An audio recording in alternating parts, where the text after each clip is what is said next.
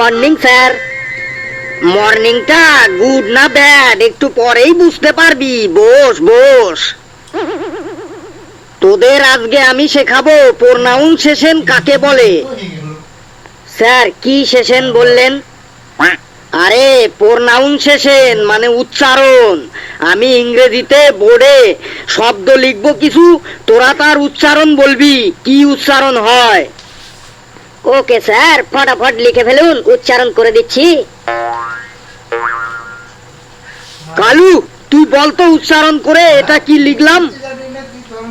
Sir ওটা লেখা আছে পি ইউ পু আর ই রি পুরি অ্যান্ড এস ইউ সু আর ই রি সুরি। স্যার ওটা লেখা আছে পুরি অ্যান্ড সুরি। প্রথমেই আমার মেজাজটাকে একদম গরম করে দিলি। স্যার ওটা লেখা আছে পিওর অ্যান্ড শিওর। একদম ঠিক বলেছিস হাবলু, তুই বস।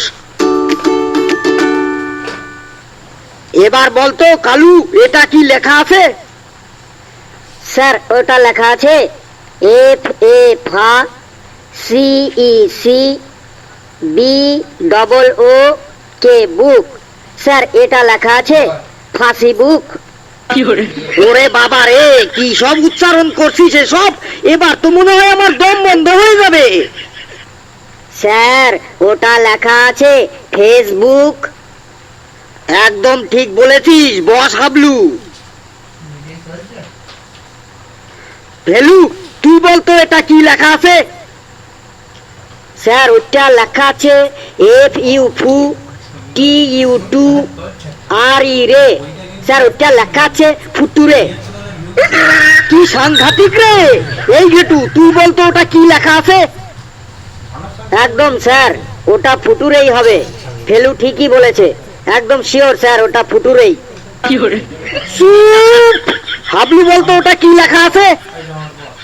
স্যার ওটা লেখা আছে ফিউচার। একদম ঠিক বলেছিস। পেশি তুই বলতো ওটা কি লেখা আছে। স্যার প্রথমটা লেখা আছে এল ও লো ভি ই ভি লোভি, আর দ্বিতীয়টা লেখা আছে এম ও মো B I B L E লি মোবিলি। তুইও তো দেখছি ইংরেজিতে একদম বাগ বাচ্চা। হাবলু তুই বলে দে এটা কি লেখা আছে। স্যার ওটা লেখা আছে এল ও ভি ই লাভ, আর পরেরটা লেখা আছে M O B I L E mobile. একদম ঠিক বলেছিস, তুই বস আর বাকি সবাই আমার কাছে চলে আয়, তোদের আর ছাল চামড়াটা একটু আমি মালিশ করে দিই। স্যার আরেকটা ধরুন, এটাই লাস্ট, যদি না পারি তাহলে আপনি যা করার করবেন স্যার। নে বল কি লিখলাম এটা। স্যার এটা লেখা আছে কে এন ও ডব্লিউ কনৌ। স্যার এটা কনৌ লেখা আছে। হ্যাঁ স্যার একদম ঠিক স্যার, এটা কনৌই হবে। স্যার ওটা লেখা আছে K N O W know, এখানে কে এর উচ্চারণটা মুখে হবে না। একদম ঠিক বলেছিস হাবলু। আর তোরা এক এক করে আমার সামনে আয়, তোদেরকে আমি চুলের মুঠি ধরে একটু মালিশ করে দিই। ফেলু রে তুই কিছু কর রে, না হলে কিন্তু স্যার আমাদের চুলের মুঠি টেনে ছিঁড়ে ফেলবে আজ।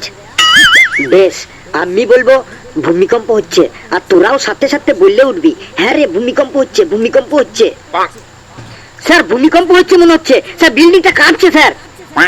হ্যাঁ স্যার মনে হচ্ছে ভূমিকম্প হচ্ছে। এই এই ভূমিকম্প ভূমিকম্প ভূমিকম্প।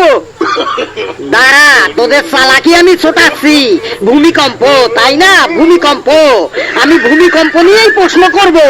এই ফেলু তুই বলতো ভূমিকম্পের সময় তুই কি করবি। চালাকিটা ধরে ফেলেছে রে ফেলু, এখন কি হবে রে। কে ফেলু বল ভূমিকম্পের সময় তুই কি করবি। স্যার ভূমিকম্পের সময় আমি বাড়ির উঠানে শুয়ে পড়ব। ধর তুই ঘরের মধ্যে আছিস, তখন তুই কি করবি। স্যার ঘরের মধ্যে থাকলে দৌড়ে বাইরে চলে যাব আর উঠানে শুয়ে পড়ব। ধর তুই 5 তলা বিল্ডিং এর উপর আছিস, তখন তুই কি করবি? স্যার 5 তলা বিল্ডিং এর উপরে থাকলে সাথে সাথেই ব্যালকনিতে চলে যাব।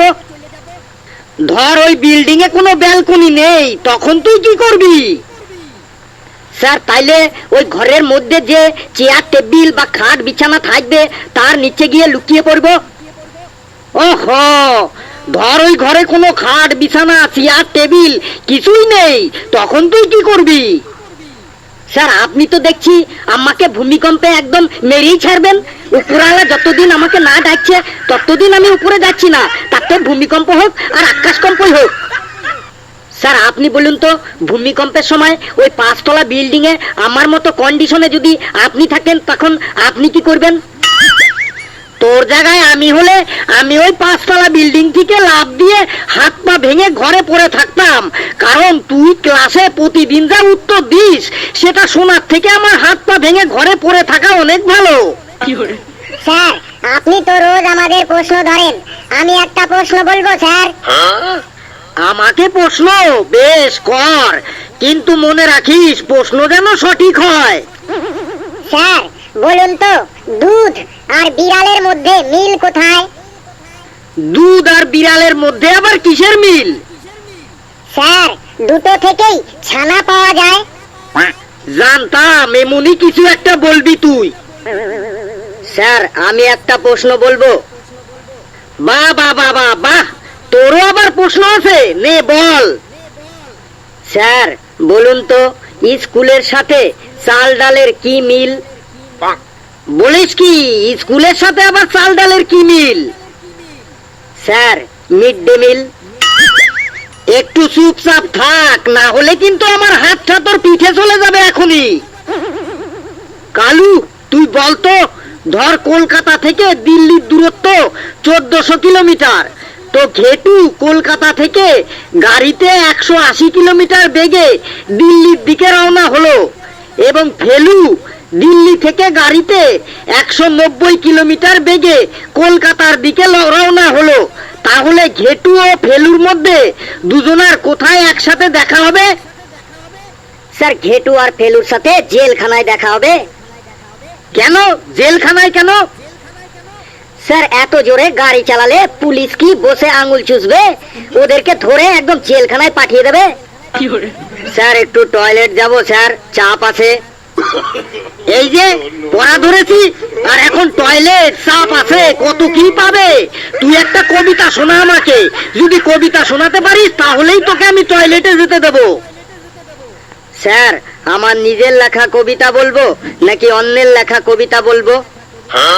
তুই আবার কবিতা লিখিস কবে থেকে? বেশ, তোর লেখাই একটা কবিতা শোনা।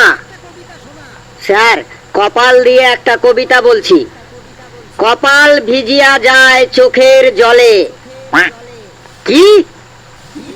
কপাল ভিজিয়া যায় চোখের জলে। তুই কি আমার সাথে ইয়ার কি করছিস?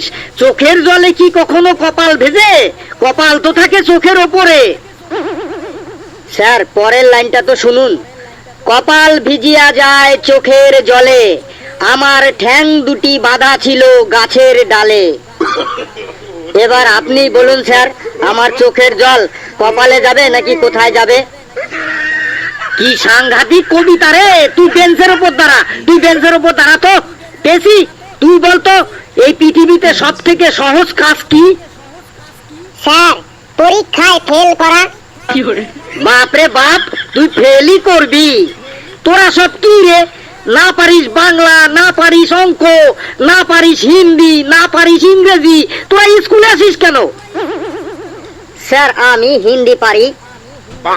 তুই আবার হিন্দি বলিস কি? হ্যাঁ স্যার আমি হিন্দি শিখেছি। আগে বল, তুই কাল সকালে বাজারে গেছিলি কেন? স্যার বাবার শরীরটা খারাপ ছিল, তাই আমি কাল বাজার করতে গেছিলাম।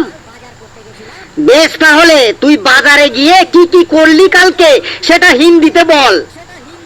बोलছি सर, कल हमारा पिताजी का तबीयत बहुत खराब था। उनका बहुत पतला पायखाना हुआ था।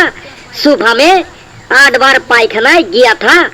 तब मेरा पिताजी मेरे को बोला, जा बेटा आज तू बाजार करके ले आ। मैं बाजारेर थोली और साथ में 200 टाका लिए सुबह सुबह बाजार चला गया। पहले मैं मोड़ेर माथाय एक दुकान থেকে चा बिस्कुट खाया था। उस बाद सब्जी मार्केटे गया था। 2 किलो आलू और 1 किलो प्याज किना। तारपर 3-4 रकमेर सब्जी किना है। बाद में माछ बाजारे जाके दाम दर करके 50 টাকার পুঁটি মাছ 40 টাকা দিয়ে কিনা था। तारपर बाद में साइकिलेर हैंडले बाजारेर थली झूला के घरेर दिके आसता था और उस समय बाजारेर थलिर हैंडल छिरा था जाता है और सब सब्जी और माछ रास्ताय पड़ जाता है और पेछनेर दिक থেকে একটা টোটো এসে সব সবজি আর মাছ চ্যাপটা করে দিতে থুয়ে था। চুপ! তোর হিন্দি শুনে সবাই হিন্দি কথা ভুলে যাবে এবার। তুই চুপচাপ দাঁড়িয়ে থাক বেঞ্চের ওপর। এই ফেলু, তুইও তো ইদানিং পড়াটরা করিস না, তোর ব্যাপারটা কি রে? স্যার আমি ওই কদিন কলকাতায় ওই মাসির বাড়ি গিয়েছিলাম তাই পড়াটরা করতে পারিনি।